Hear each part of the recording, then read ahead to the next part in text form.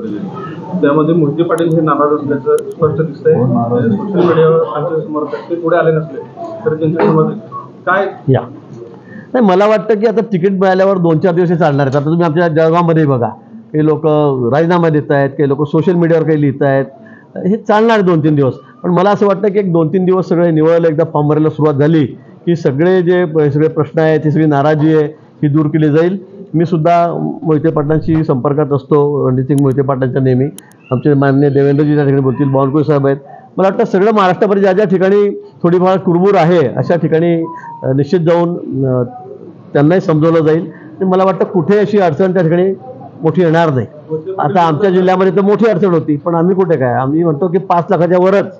मागच्या वेळेला 4.5 लाख होते, 4,60,000। आम्ही यावेळेला सांगितलं की रक्षा खर्च यावेळेला सुद्धा 5 लाखाच्या वर आम्ही निवडून आणू। माझ्या स्वतःच्या विधानसभा मतदारसंघामधून 1 लाखाच्या वर मताधिक्य मी त्यांना देणार आहे। त्यामुळे आमचे मतं काय असतील, पण एकदा पक्षाने तिकीट दिलं की मग आमचा पक्ष फक्त भाजप, आमचा उमेदवार फक्त भाजप, आमचा उमेदवार फक्त नरेंद्र मोदी, एवढंच आमचं लक्ष राहील। मोहिते पाटील नाही, मला असं कुठे वाटत नाही की कोणी पक्षाच्या विरोधामध्ये त्या ठिकाणी जाईल, कारण रणजितसिंग मोहिते पाटील दादा आमचे ज्येष्ठ नेते आहेत, मोठे नेते आहेत। एक त्या भागातलं एक मोठं वर्चस्व त्यांचं आहे, एक मोठं वलय त्यांचं आहे, आणि ते असा निर्णय कधीही करणार नाही।